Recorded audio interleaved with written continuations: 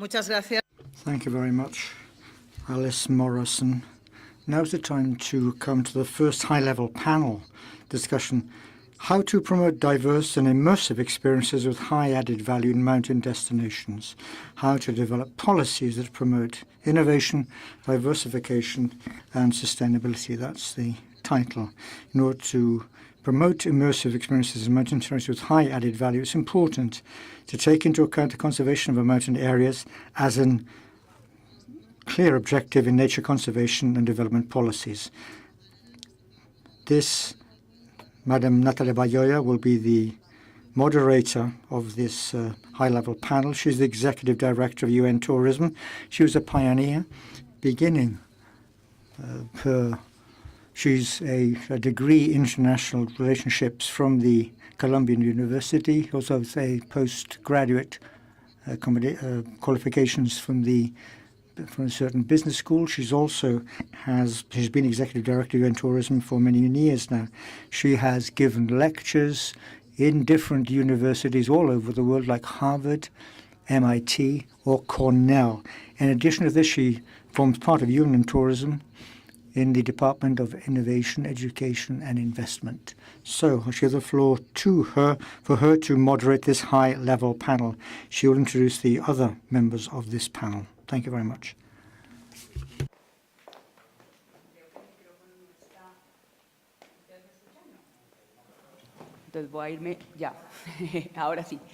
Okay. So it's a pleasure to be with you again today with three high-level papers who are leading in three different mature countries concerning this issue of tourism. So this is the first high-level panel.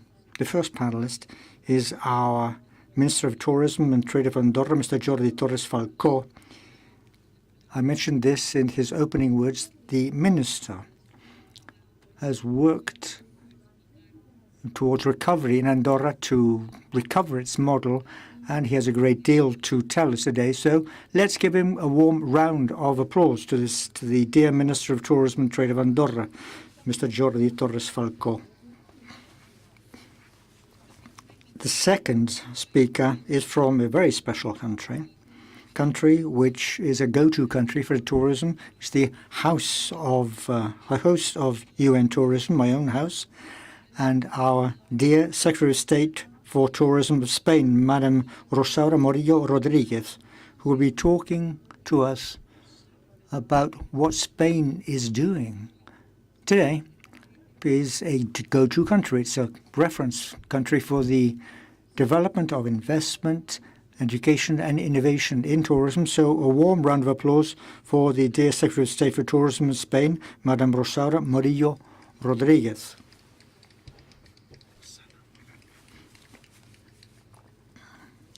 And finally, the third speaker, again a special guest, which forms part of the UN Tourism family. And today she represents her home country, Alessandra Priante, President of the National Tourism Agency, ENIT, of Italy. As we all know, this is a powerful country when we talk about mountain tourism. So a warm round of applause to Alessandra for her to talk to us about her country's experiences in this issue, about novelties in which they have in Italy. So that said, let's start. Minister of Tourism, Secretary of State, President. As we said this before, mountains is the place for 1.1 billion people. This means that tourism can be a motor, a driving force behind social cohesion. Indeed, this can be 16% of international tourism, all told. The impact is pretty obvious here.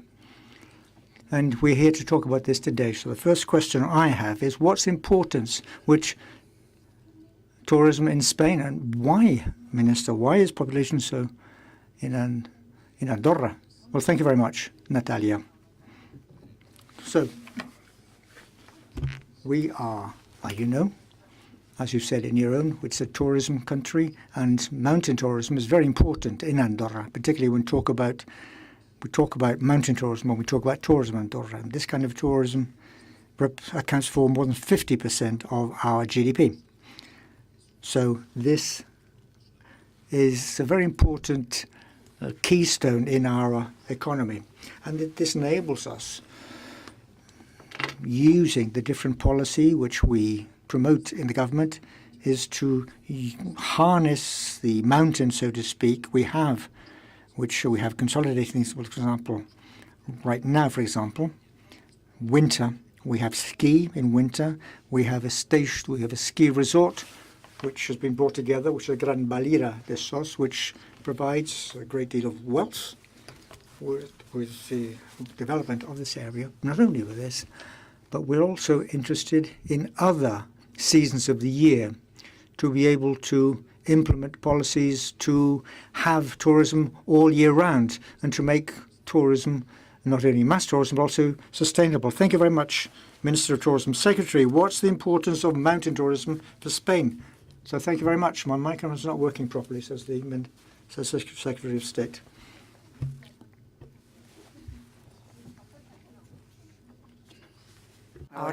It's working. Thank you very much. Good morning. It's a pleasure to be here with you. Thanks to the Andorran government and thanks, Jordi, for your invitation. It's a real pleasure.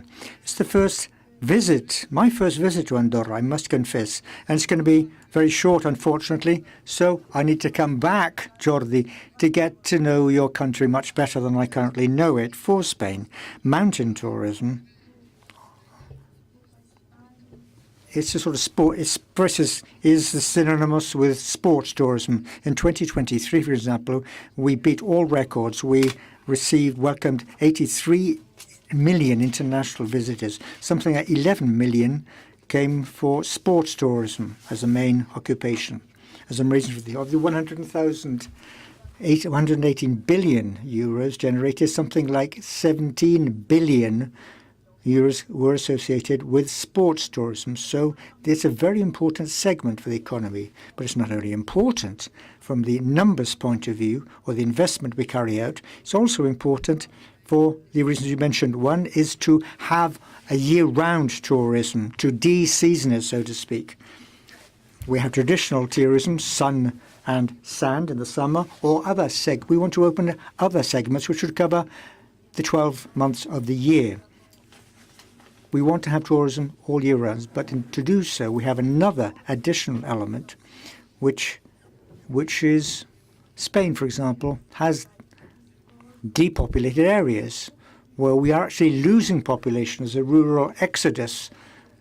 The people are moving from the country to the cities, and in these areas we need to invest in order to bring people back to the countryside. So that tourism should be a driving force behind repopulating these depopulated areas. So as far as that, the mountain tourism as a micro-segment of sport tourism is also very, very important in order to maintain social sustainability, which we're all looking for. So thank you very much. Alessandra. Okay. Me too. I'd like to thank you very much for the invitation.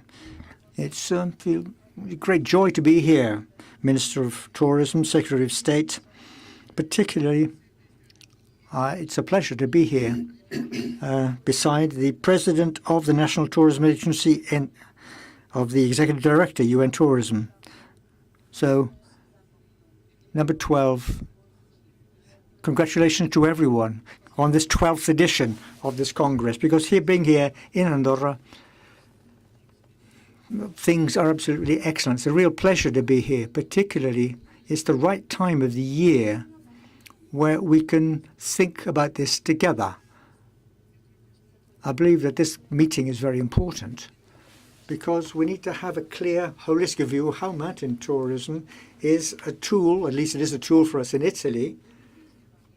We have the Apennines as well as it's a tremendous tool to do two things mainly. One, we need to have sustainable tourism on the one hand. We need to de-season, we need to enlarge the seasons. We need to be able to bring people to the mountains all year round, summer as well as in the winter. And we need to begin to reduce the massification of certain centres or bring down congestion in the centres. as is the case, for example, in Andorra, is an incredibly country. It's a harmonious country, focused on what it's doing. Italy has many mountain ranges, large and small, but near these mountain areas we have towns and cities. And so currently, mountain tourism is a driving force, and it's basic driving force in order to roll out our strategies. We need to create sustainable tourism in which we haven't done as much as we could do. We need to do more. So thank you very much. Secretary, you mentioned, for example, sustainability, social sustainability. What does this mean for Spain? In order to reach social sustainability to benefit certain communities thanks to mountain tourism. Well, we need to look for this word, which is mentioned so many times in the opening speeches, i.e. balance. Balance is different for each different territory. Within a same country, social sustainability does not mean that people who live in the city or live in Aragon or the Balearic Islands, for example. So we need to work with the locals of the territory to find out what's the best solution, the best initiatives and the best projects. And so in order to recover, we have given special interest to everything concerned with the mountains, as I said before, because social sustainability begins there. We need to have good investment in these destinations, but different from what we do in those, for example, sea and sand, which are the traditional sectors. We need to create new sectors together with the private sector, very important, as we have today. For example, where we have in the current project, we have participation of the private sector in order to innovate. And so we can come up with these initiatives. And we need to, this is very, very important. There's not a single solution, of course. Things are different for each different part of the territory. And so together with, we need to look at mountain tourism and rural tourism. We need to look at the local population. And we need to make people responsible, make them aware. The people need to appreciate their own gastronomy and food. This is something which cannot lose, because this is what makes it different from the other kinds of tourism which exist currently. So, Alexandra, you were saying before, talking about the Olympic Games for the 20th and the 2026. Okay, this is a big event. And how is this, what impact is this going to have on mountain tourism? What are Italians' plans vis-à-vis this? Thank you very much. Yeah, true. This is a big challenge. This is in the Villa Cortina, the Milan Cortina link. We are going to bring in 3 regions here. And this event is not going to be held in a single venue, but in 3 different regions, and it will interconnect very important centers, which is Milan, one of the largest cities in the world, which has tremendously highly developed tourism, and Cortina, which is in the Veneto region, and which is perhaps one of the most famous ski resorts, for example, in Italy. It's an incredible project. Before, Natalia, you were talking about investment. Okay. Well, here in Andorra, I'm here to learn about how to invest in Italy. I'm here to learn from you. I'm taking good notes of what you said. Because you have super leaders in organizing mega sports events. However, what is important for us is how to develop together with our different communities or municipalities and the different rural areas, and to develop products which will enable us to not only enjoy the moment of the Olympic Games, but to carry on afterwards. So we're going to create a mega city. We're going to develop destinations which, after the Olympic Games, and thanks to the Olympic Games, can begin to work on their own and make their own offerings. Natalia, you have been talking about investment. I'd like to make a couple of suggestions, give you a few numbers. Mountain tourism currently in Italy accounts, we've had 4 million visitors for the mountains, and they've generated almost 3 billion euros in revenue. We can do better, of course.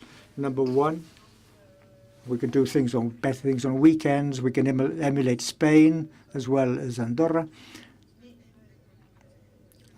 Of course, we want to attract more Germans, of course. I hope there are some here who want to come and see us. We talk about the Olympic Games and the Bank of Italia calculations and other major agencies. They say that we're going to generate a tremendous impact. We talk something like 40 billion euros of an impact just of the Olympic Games. And so these are linked to our budgets. And here we talked about training and education. We want to create the labor force which will enable us to train the labor force which will make these gains permanent. Or at least they should go on, they should spill over the Olympic Games themselves. We're talking here about 5 or 10 years after the Olympic Games. We want this to continue. Everything which Andorra has done, everything which Spain has done, and everything that Italy has done too will be used. We have leaders of tourist products, but what we need to know is we have a tremendous opportunity.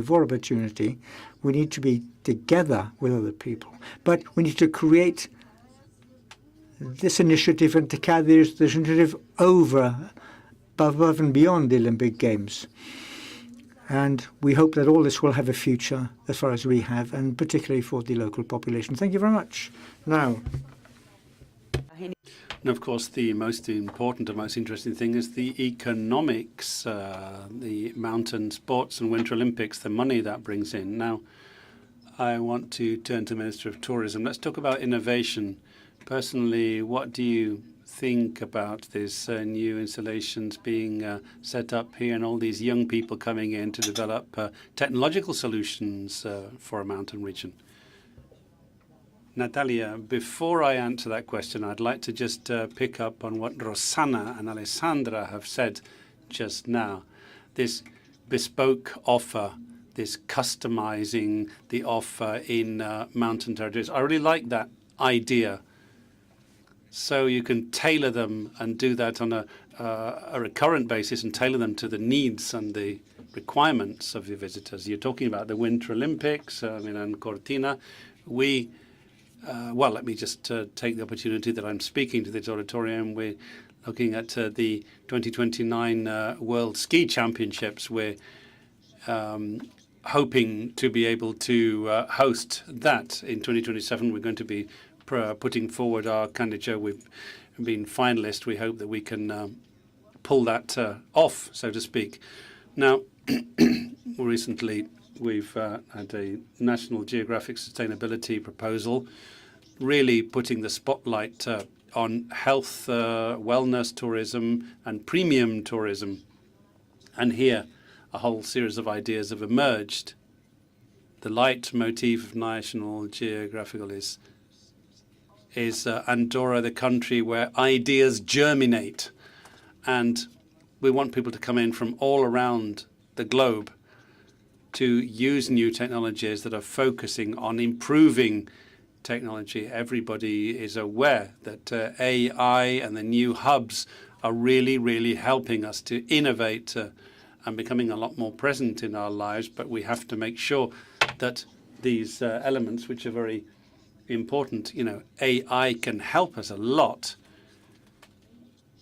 But none of this will achieve anything unless we have the people on the ground involved when we are trying to level out the seasonality of the sector. We have people coming from all over the world, people feeding into this narrative from around the world and bringing people to our country. As I say, last year we spoke with National Geographic. They published a book on Andorra as a natural habitat, and as the PM said, as 90% of our territory is virgin land, is unspoilt. We want to be the first country that can be an entire biosphere reserve. And I think all of this will help us to position ourselves and to take into account the new channels of communication, the new hubs. All of this, I think, we can help to leverage our status and our reputation worldwide. Andorra, when we go to international bodies to speak from Andorra, I think people really have a very high opinion of us, and they see the enormous resident to tourism ratio that we have and how we deal with that. And I think that generates a lot of respect for what we do. And all of the people, there's only 85,000 people living in the country and more than 9.3 million tourists a year. That's a huge thing to pull off. And we want to also, though, to avoid the downside of massification. Yes, that's very interesting. You've talked about technology as a means of achieving sustainability for being able to measure the load bearing capacity of your sector. Yeah, I'm really glad you've asked me that question, actually, because as I said before, we're looking at this flow capacity and the load bearing capacity, if you like, of our sector and our territory. We talked to all of the councils here in Andorra to see exactly how much more the capacity the sector can actually have. How many more people can we hold? So we've got the people who live here all year round and are working to build our country's economy, and all these people that come to visit us. We have to strike this very delicate balance. And it's very important for us to maintain the balance, because if we don't, then that can create tensions. You can see that this unbridled tourism, unfriendly tourism that's pushing out the locals. So it's very important for us to strike the balance and maintain our mountains, our natural wealth, to make that sustainable. And make that sustainable over time. Also, as Andorra, we are suffering one of the effects of climate change. This has been a very difficult year. There's been very little rain or snow. Snow is being generated here. The ski resorts are doing a great job to keep everything flowing. But obviously, climate change is going to have an effect. And if it does actually do away with our skiing industry because there's no snow, that's something we're going to have to deal with, and it's going to be very difficult if and when it happens as we struggle against climate change. Okay, a question now for all three of you. We have a lot of people from the private sector in this auditorium. What initiatives would you like to exchange here? Policies or specific projects or programs that your countries are launching? Do you want to start? Well, Rosana, as I say, for Tourism Spain, we have got these calls for interest and ideas for new products, and it's very, very useful because we ask people, both destinations and companies, to link together to create these new products. It's not a new product built by a company. You build a network among the different territories or between companies from different areas, and the government funds that to create new tourist experiences and products which are sustainable, which can help to level out the seasonal nature of the tourist sector, and also protect the future of our territories, because sustainability means sustainability over time as well. It's a commitment. It's an undertaking that we commit to those territories to protect them in future. So we need to work together independently of what political stripe the government may have at the time to protect their territory and be sustainable in the future. And that's something that I think needs to be demanded of administrations. At the same time, what we need to do is to provide the resources and help companies which are creative and innovative and can create networks between themselves. And I think this can create new services and help new territories. So innovation is the key to creating these networks to produce new products. That's great. I think it's very important that you say it can't just be a policy rolled out by one particular government of one particular political leaning. It has to be much more cross-cutting. Alessandra, well, Natalia, let me give you some facts and figures now. I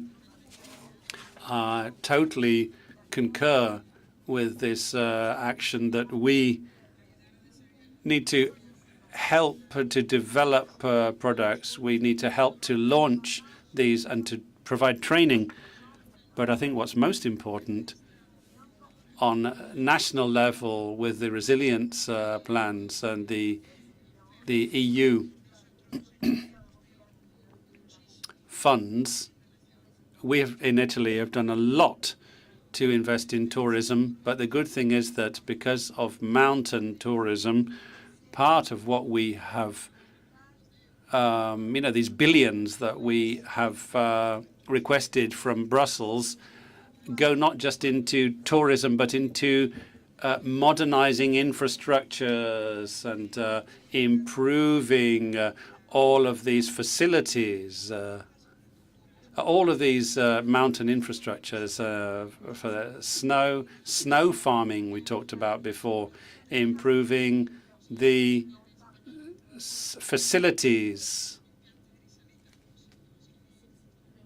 the ski lifts, the resorts. I'm talking about all these infrastructures. Perhaps somebody could help me. Oh, the ski lifts. Ski lifts, that's what I was trying to say. So we are looking at what we're doing this year, next year. We're talking about only 300 million euros and billions of euros to modernize our infrastructures.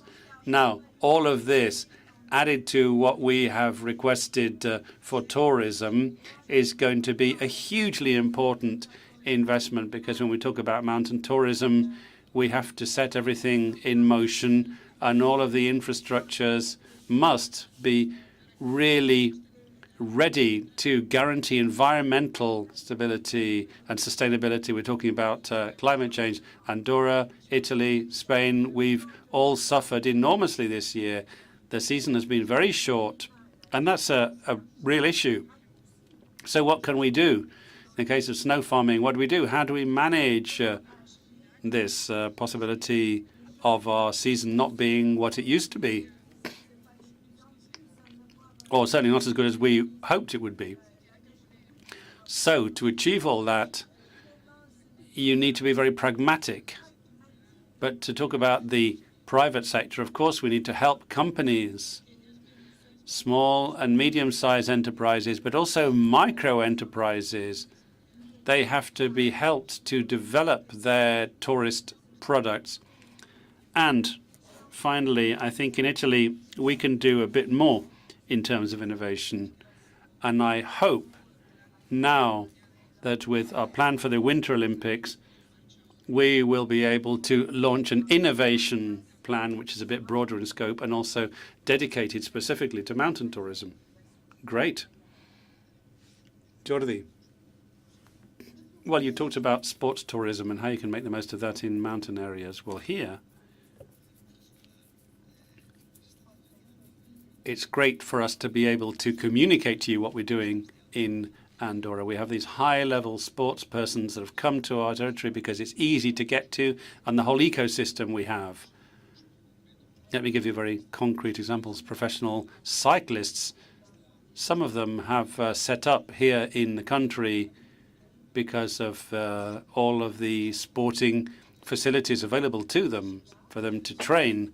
But also there's a lot of facilities not only for winter sports, but also Last year we had an Ironman competition here. I got to the train, mountain bikes, trails. We're going to be using the Gran Valira Resort in Palarinsal, which has very clearly defined setup so that they can do bike cycling training in the summer. And they're all related to sports. And that provides us a certain wealth, which allows us to try and better protect the territory. Because when we have trials of this and competitions of this type, it's helping to respect the territory, sustainability, carbon credits. So all these things are measures which we're implementing. Yeah, carbon credits. You're talking about that as a mountain tourism. How do you see the future of mountain tourism? Well, I think this is going to have to be rationalized in some way. We have to avoid massification of mountain tourism. It has to be respectful. I think people respect nature when they come skiing or come to do mountain activities. I think that is something that will last over time. Of course, climate change is there. Unfortunately, this is increasing. We're seeing the temperature is going up.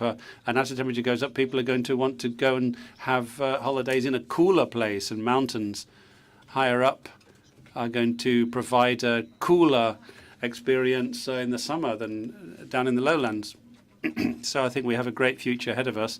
But of course, only if we can do things in a respectful way towards nature. Secretary of State, how do you see the future of mountain tourism?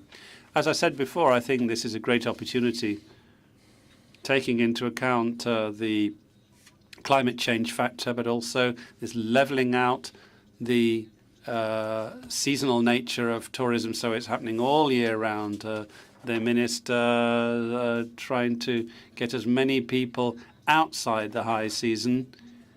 And this means that hotels and other accommodation can be open more months a year. And all of this is positive. It's an opportunity that we need to work on so that we can extend the season as long as possible and make it sustainable. But if we look at the competition, the competitors snapping at our heels, we see, we heard from the previous presentation, you talked about Atlas, as Alice was telling us about the situation there. We need to make the most of the expertise that we have in more mature territories to look to the future and see what's next, what's around the corner, and get ahead of those, particularly taking into account not only climate change, but also protection of the environment and this socio-economic balance that we have to strike between the tourists that come from outside and the people who live there all year round. All of this has to be juggled. And we're saying that countries like Italy and Spain, 5% of tourism is mountain tourism. So what do international tourists like about Spain, like about their mountains? Well, Spain offers a sort of overarching experience. It covers everything. They can see the mountains, but they can also enjoy this connectivity for new destinations. They can discover Spain. So international tourists can learn about the Spanish lifestyle, whether they visit mountains, big cities, or the beach destinations. These are genuine, authentic expressions, and we need to make sure that every country is significantly unique. Well, of course, people love the food. They love to eat tapas. Yes, but of course also the music, the historical heritage, the differences. We have northern and southern. I mean, don't let me roll out my marketing pitch here, but mountain tourism is focusing on this kind of experience from a mature destination such as Spain to make the most of all the other things we can offer. It offers security not only because it's a safe place to go, but it's It's a very healthy place. We have a good health system. Since the pandemic, things have really been strengthened. So we can offer all these guarantees to any world tourist. Alessandra, the elite sector, promoting elite destinations. What plans do you have for promoting mountain destinations? That's an excellent question. The plans we have are very much focused to these points we just heard from Rosana. It's a much more sporty destination, but of course people come for the food. I don't need to say much about the gastronomy in Italy. These are real drivers. I say to people in Italy, the museums didn't used to be drivers. The UNESCO brand is very important, but that's not why people decide to click on OK to buy their plane or train tickets to Italy. So the food, definitely, the gastronomy, but also we've had the privilege of being here 2 years ago when we decided to add this basic element, which is wellness or well-being, as some people say. It's so important, particularly in such places as this, because we go on holidays which we want to be different to the sort of standard sun, sand, and discos. We want something different, something that's wrapped around sport and having a healthy body.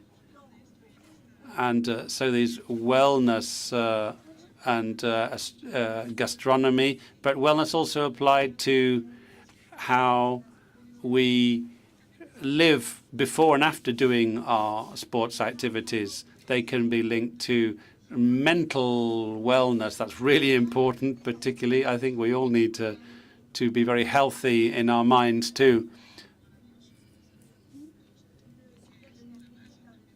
But developing these new products is at the heart of innovation. It's great to export to Italy, to all other countries, but it's very important to see what products we can bring to Italy so that people can really appreciate them. So I think we're facing an amazing opportunity right now, using mountain tourism as one of the main levers to genuinely have a situation where we can have all-round tourism and not just peaks of congestion in the high season. And all these wonderful speakers who are with us today, you know, we're going to have a Jubilee year next year in Italy, and it's really important. We're going to be looking at tourist flows, which if we don't develop a product well, they're going to have quite a heavy negative impact on the country. We have to be able to manage those flows correctly. All of these pilgrims coming to Rome, you know, an hour and a half from Rome, they can be at the top of the Apennine Mountains in my town of origin in Campania, and we're really focusing on that.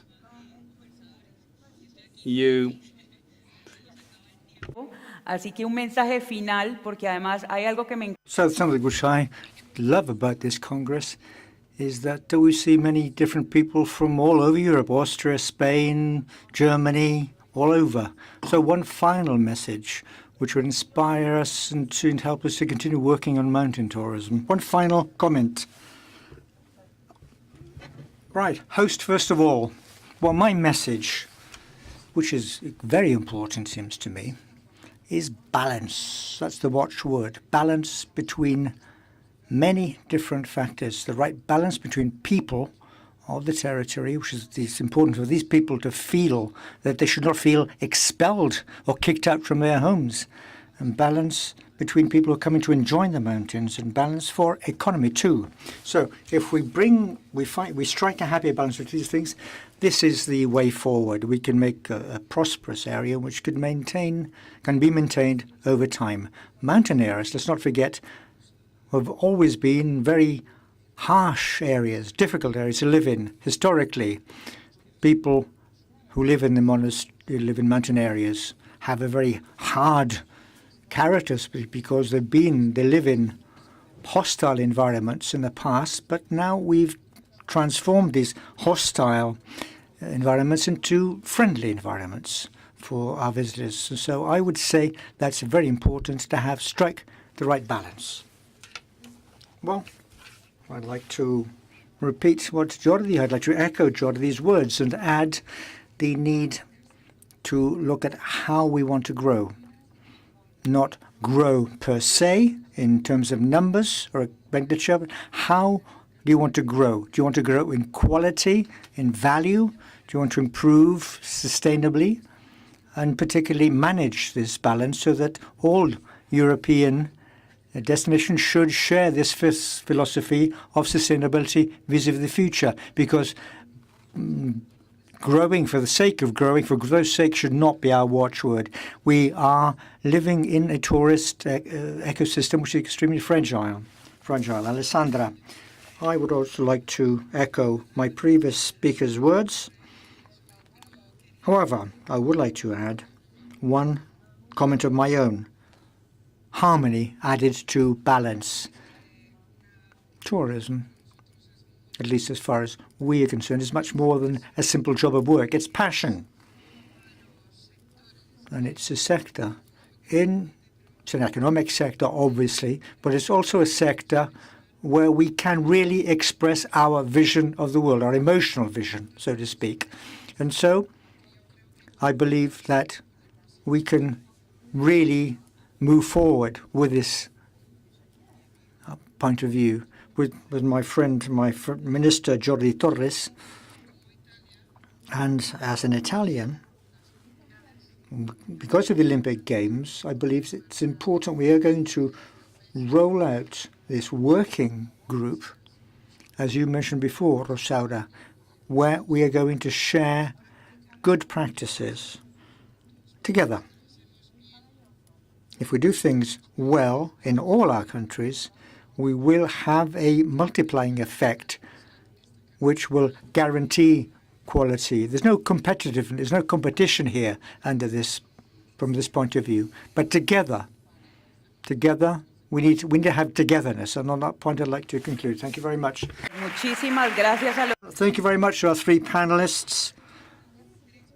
We've all heard our three key words: balance, sustainability, harmony. My word is education. There's nothing we need more in order to strengthen these three watchwords than education. And thank you very much once more to our three panelists, and thanks to the audience too. And now we give the floor to the next panel members. Thank you very much.